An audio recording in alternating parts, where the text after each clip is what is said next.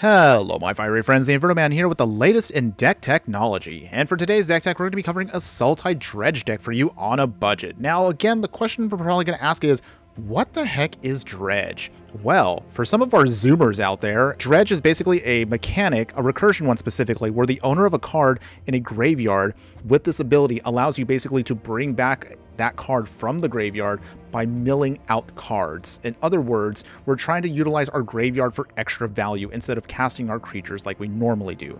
Now again, while the mechanic doesn't technically happen in Arena, we're basically playing what is the spiritual successor to it. Our whole deck's main focus is to mill out a bunch of creatures into the graveyard, and hopefully we can trigger their abilities to bring them back onto the battlefield for no additional cost.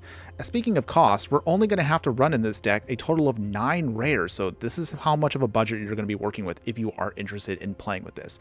But otherwise, let's now cover again what the deck is trying to do and again how we get to victory. So going over the 1-drop slot, we're going to have Stitcher Supplier, we will have Death Bonnet Sprout, and Willow Geist.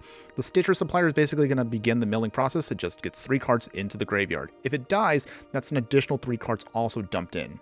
With Death Bonnet Sprout, this cute little fungus allows us to mill a card at the beginning of our upkeep, and then if we have 3 or more creature cards in our graveyard, it transforms into a 3/3, which can get beefier as the game progresses. For Willow Geist, this is also one of our other simple 1-drops that with Trample, whenever one or more of our cards leaves the graveyard, we get to put a +1/+1 counter on the Willow Geist, and when it dies, we gain life equal to its power. The sweet thing about this card is, as we keep getting more cards in the graveyard and pulling it back out of the graveyard back onto the battlefield, it'll keep pumping itself up and becoming a much more powerful threat. However, if we do need a little bit of extra options, the 2-drop slot is now where a lot of the meat of the deck is. In the 2-drop slot, we have Founding of the Third Path, which allows us to then use the Saga to cast one of our instants or sorceries for 1 or 2, but for free. We can then mill 4 cards, and then of course the last part is you exile that instant or sorcery card, and we can copy it to cast the copy. We don't actually have that many instants and sorceries, so this is why we actually have this card in here, so we can kind of utilize some of our mill cards to keep the action going, and hopefully we can get to more value without having to spend a ton of mana.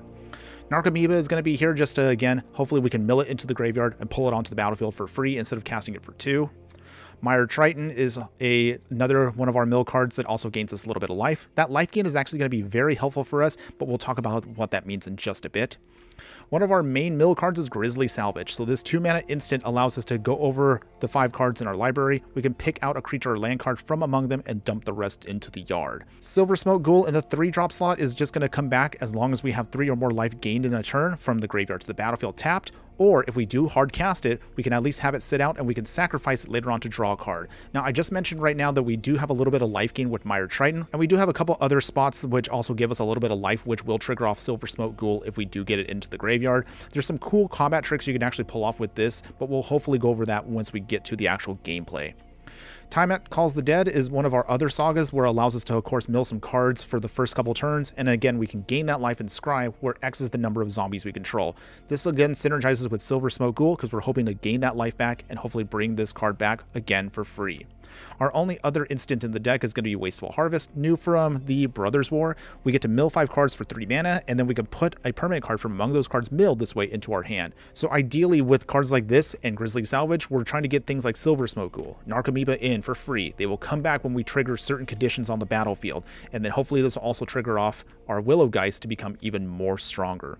In the 4-drop slot, we technically only have 1 card we do want to cast, which is our Copy of Sleep. As we keep bringing more and more of our creatures back from the graveyard to the battlefield, we want to make sure that we can push through the damage to ensure we get to victory. So with Sleep, it'll tap all of our creatures that are on our opponent's side, and they will not be able to untap for the next turn. So this hopefully should buy us enough time where we can just finish off our opponent with 1 massive swing of our creatures that we get back.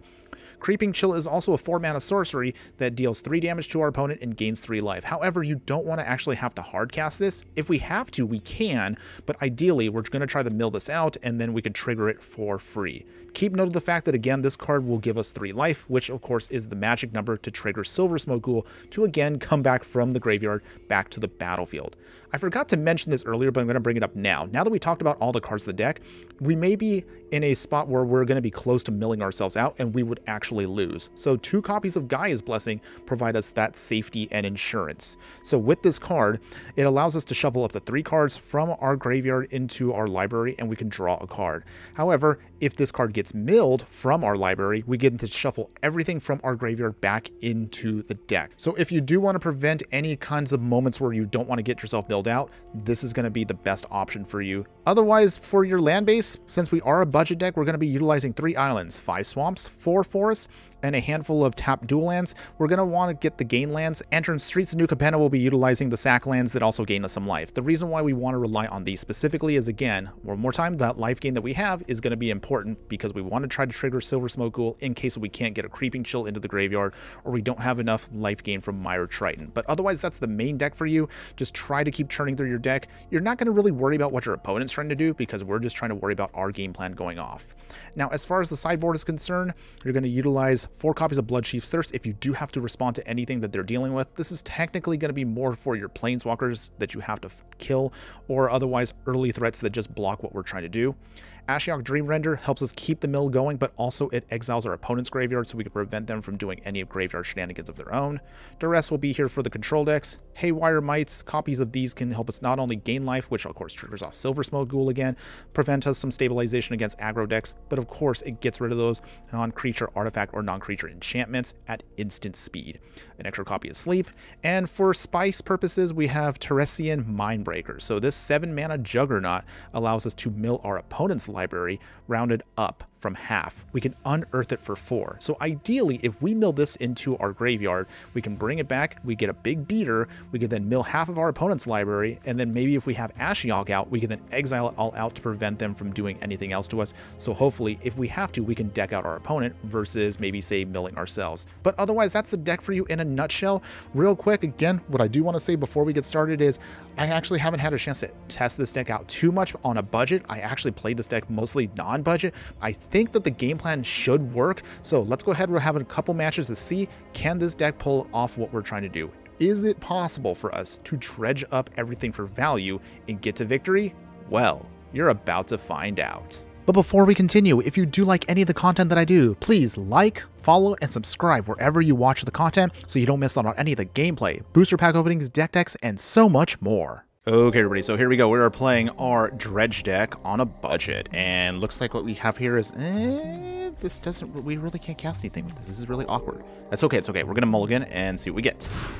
All right, and we can't really do too much with this, but we can still at least cast Death Bonnet Sprout, and then maybe they can get us somewhere. Let's keep this. It seems a little awkward, but we're gonna keep this.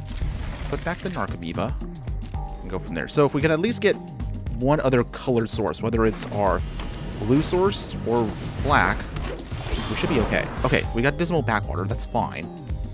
Forest, Death Bonnet Sprout. Okay, so is our opponent playing the Elves deck, or are they playing Devotion?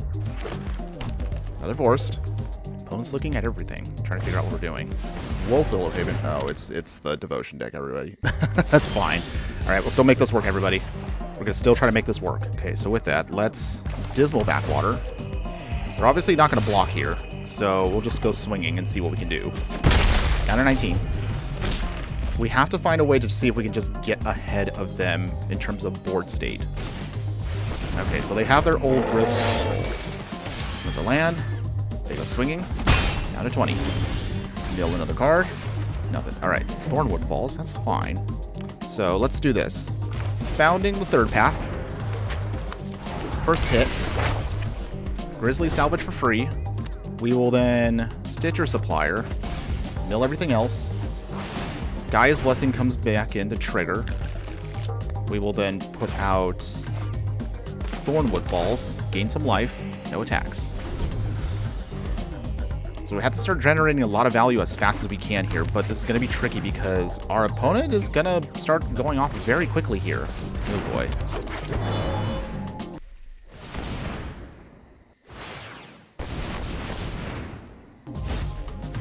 Nissa.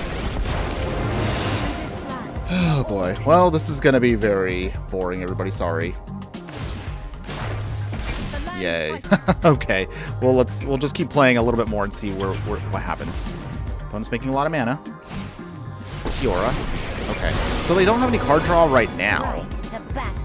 They just have a lot of mana, but nothing else really to use it on. They go swinging.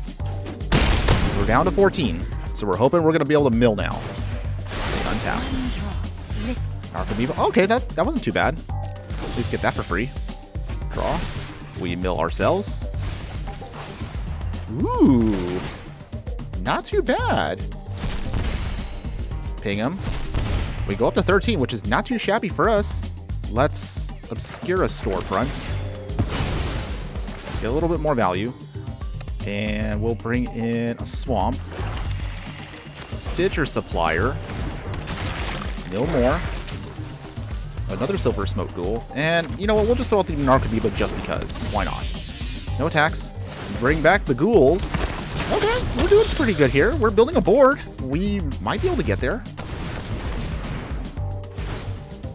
Lair of the Hydra coming online. Gonna go swinging. We will simply block the Lair of the Hydra with Stitcher Supplier. And then hopefully this can mill out a little bit more. Down to 14 again. Some more mill.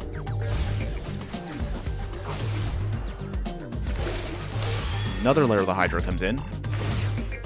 They turn on another land into a creature.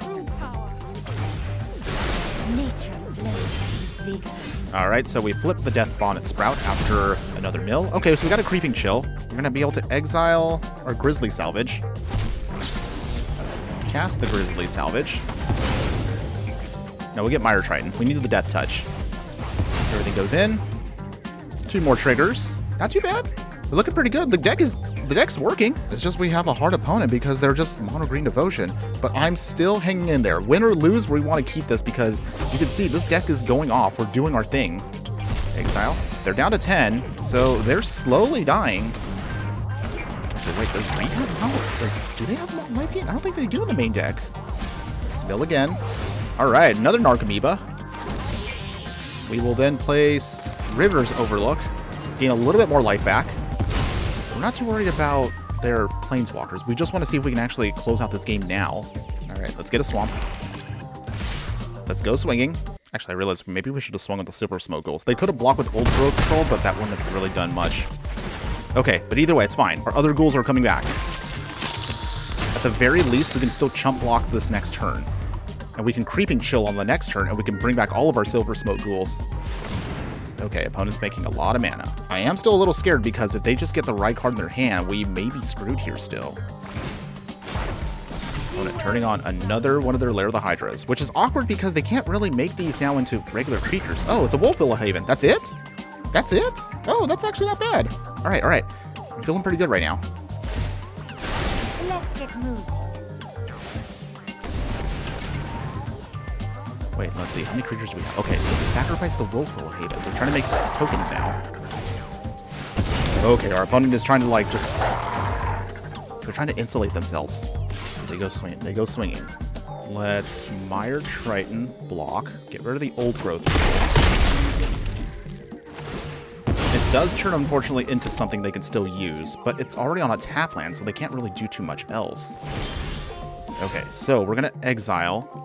Let's actually exile one of our own to pump into a 4/4. Okay, so here's how we do this.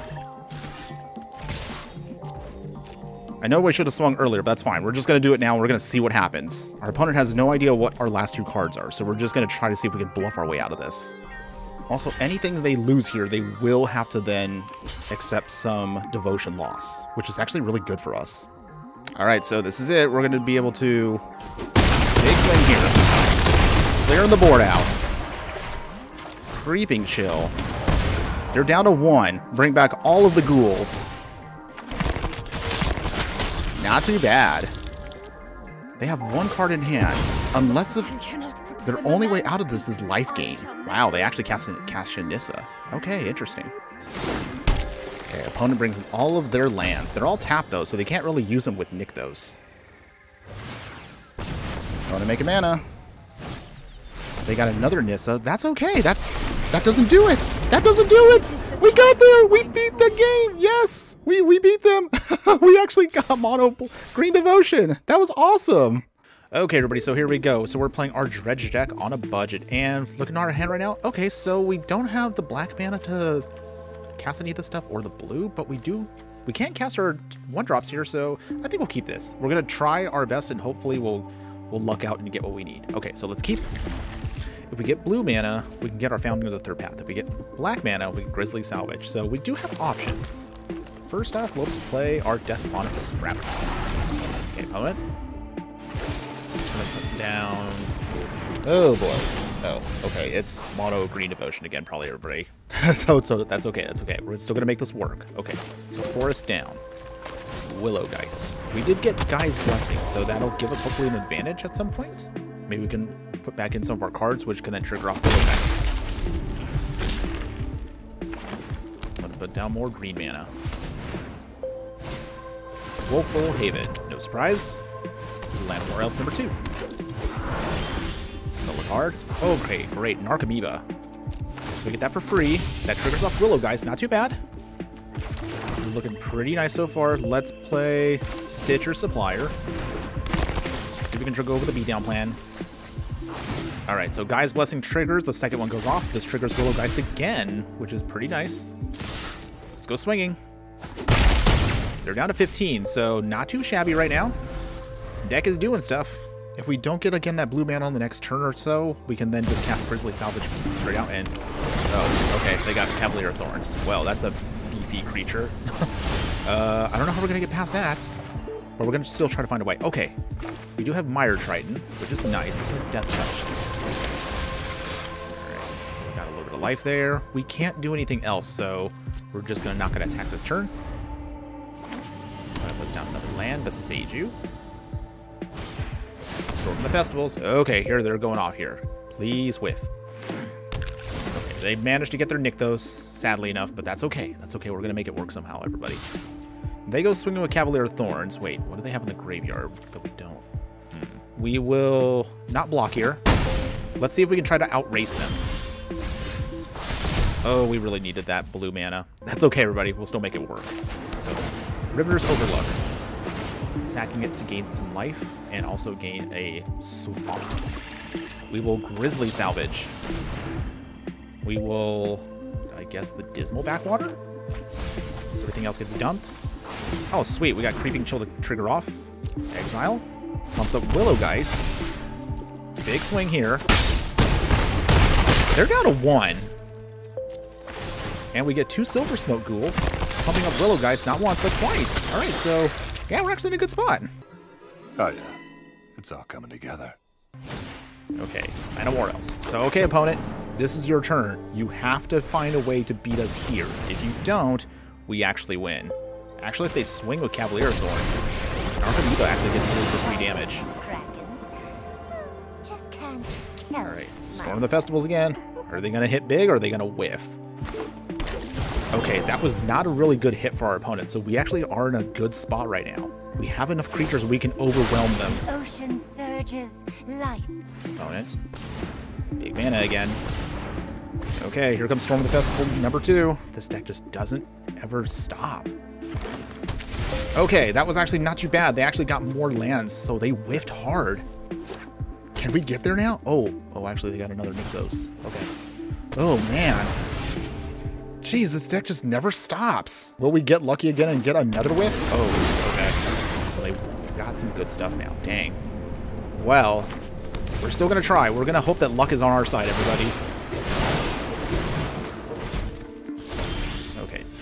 Death Bonnet Hulk. We will eat a Cavalier of Thorns. Another Death Bonnet Sprout. Let's see. Oh, actually, our opponent gave up. They gave up. Oh, my goodness. I'll take that. I'll take that. That was awesome, everybody. Okay, everybody, so here we go. We're playing our Dredge deck, and looks like what we see here is, this isn't ideal. We can't really cast anything, so let's mulligan. All right, so with this, this should be okay. We can make it work. Let's go ahead, keep it. I'm gonna put back the Creeping Chill, and go from here. Okay, put down a Swamp. Oh, our opponent's also trying to throw stuff into the R2. Are they gonna try to cheat out stuff? Ooh, okay, let's see. Maybe they're a mill deck too. Well, this is gonna be interesting. This is gonna be very fun. Okay, so let's see. River's Overlook. We need to get that black mana ASAP. Schwamp. Here we go. Watery Grave. Okay, so yeah, our opponent's also trying to do their little mill thing too, so this is going to be a really interesting match. Who's going to get there first? We'll find out. Opponent swings. Take a hit. Jungle Hollow. Okay, so with that, let's put down actually the Jungle Hollow. Stitcher Supplier. Now our opponent's going to see what we're trying to do. We mill. No hits yet, but that's okay. Shipwreck Marsh. Another Stitcher Supplier. This is going to be a hilariously fun arms race, everybody. This honestly can go either way. Deadly Dispute. Alright. Our opponent is trying to draw some cards for value. Most likely, they're going to try to then mill out and get to their stuff. We're both going to block. So we both trigger off. Well, there's our first hit. We got an Archamoeba. Get that on the field. Oh, it's got nothing else. Okay, and we got another Narc. That's awkward. Okay, that's fine. That's fine. All right, we're going to do this. We're going to put down... How do we do this? Willow Geist. We need to get aggro and beat our opponent here. So that's what I'm trying to do. And we're going to put down Stitcher Supplier. Maximize our mill. Okay, so we got a Creeping Chill. That triggers off Willow Geist. Makes it a little bigger. So he'll be beefier for the next round. We basically have to beat our opponent here before they mill themselves out, which is that's kind of awkward, actually. But that's okay, everybody. We'll make it work. Meathook Massacre. Ooh, oh boy. Well, honestly, that's not too bad for us. We still get triggers. We get to still mill. Alright. This is getting really awkward with these draws. It's okay. Okay, so we need to actually start doing some damage here. So Silver Smoke Ghoul comes in. What's nice about the Silver Smoke Ghoul is even if it dies, our opponent is Demonic Bargain. We can still sack it for value if we need to, and they can still come back with stuff like Creeping Chill. So we're not worried about that. We just have to beat our opponent here before they mill themselves again. Okay, so River's Overlook. No swinging. We will Mire Triton. Kill some more. River's Overlook. Immediately sacked. Another Swamp. Pass. Alright, our opponent's down to 12 right now. We have plenty of life, so our opponent's not really going to try to worry about taking us out. It all just comes down to who mills who. They curate. Opponent is at 14 cards. If they get their win con, we might be in trouble. Village Archaeologist. I think I said that right. I think so. Okay. Alright, Grizzly Salvage. Okay, so that's pretty good of a hit. So let's Grizzly Salvage. Let's get Mire Triton. Dump everything else. Mire Triton. Try to mill some more. Okay, so we got our Gaia's Blessing, so that means we can now reset ourselves. Let's go swinging. If our creatures die, that's fine. We're just trying to get closer to that. Okay, well, Meathook Massacre is kind of annoying. It's okay, everybody. The Demonic Bargain, everything. Does that mean they have... Oh, they have Thassa's Oracle. Well, this stinks. Well, that's annoying. Oh, jeez. I forgot this is still legal in this format. And there you have it, everybody. So that was our Dredge deck for you on a budget. And to be honest with you, the deck actually did a little bit better than I thought. I wasn't expecting it actually to perform pretty well. But keep in mind a couple of things. First off, most of our matches we had was against Mono Green Devotion. So we had to actually stop playing ranked because that's all we were fighting, which kind of gets a little boring after a while. But you did see, though, the only reason why it actually works well against Devotion was honestly there wasn't any kind of removal they have, so it allowed us to set up very easily our game plan as you saw in the matches, and allowed us to just pull off our victory, which is why I kind of had to jump to a unranked battle just to show you what happens when we play something completely random. Still, that doesn't mean that this deck is bad. In fact, I actually would maybe even recommend this for those of you who actually want to try something that's completely off the beaten path from most of what's playing in the meta. And if you are interested in upgrading it a little further, what you see on screen right now is what I would personally give you as recommendations. So for this set, most of the main deck actually stays the same. We're going to get rid of the Sleep, however, and we'll put in Search for Ascanta instead. This allows us to keep surveilling through our deck at the beginning of our upkeep to hopefully throw more stuff into the yard, and then hopefully flip it into another land, which makes it an option for us to dig through our deck and search for our non-creature, non-land cards that we want. We'll then add in a copy of Aghadeem's Awakening, so we have another option to recur some of our creatures back from the yard in case we just can't do it the normal way. As far as any other upgrades in the main deck, you're going to want to look at just upgrading the mana base completely. So get your Pathway lands out, get your Shock lands. You can get the Triomes out if you want to. That's going to be up to you. For the utility stuff, you'll have Boseiju, who endures. Hive of the Eye Tyrant, also fantastic, and also it gives us another layer of graveyard hate versus our opponent. For the sideboard itself, not really anything I would honestly upgrade that much, except you can get rid of your Duresses and put in Thoughtseize. That's pretty much a giveaway there. Everything else can stay the same if you want to. Otherwise, if you want to try something a little spicier on the side, you do know that in Explorer, Thassa's Oracle is actually still legal to play. So what you can do is, if you're interested, you can try to take a little bit of a more riskier beat and try to say Gaia's Blessing, sideboard those out, bring in Thassa's Oracle on game 2 and 3 when your opponent might think that they have the edge against you by trying to mill you out or maybe try to get rid of your graveyard stuff, and then you can play Thassa's Oracle just to constantly self-mill yourself, play this, and then you can automatically win the game with its trigger. So that's something that you can kind of look at as a plan B to the deck if you are interested in upgrading. But otherwise, my only other final thing I want to say about this deck is it's actually pretty fun. It's definitely something that's not atypical of what you would see again, whether you do play ranked or unranked. And honestly, for most of those people out there that are interested in trying this out, but maybe you're kind of bored of the usual dredge of, say, the Arclight Phoenix builds out there, give this version a try instead. And I can assure you, whether you do want to play this on a budget or fully upgraded like what we just showed you, you will not be disappointed. That's all I have for you today. Thanks again for watching, everyone, and just remember that no matter what you do play in the game of life, always be sure to burn bright. Later!